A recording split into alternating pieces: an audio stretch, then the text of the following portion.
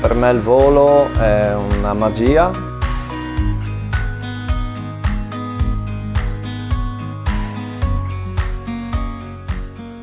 Il volo, da quando il mio istruttore mi ha insegnato a volare, le prime parole sono state: il volo è anche una cosa terapeutica, perché ci fa liberare la mente. Al giorno d'oggi liberare la mente è una cosa veramente interessante, ci capita poche volte.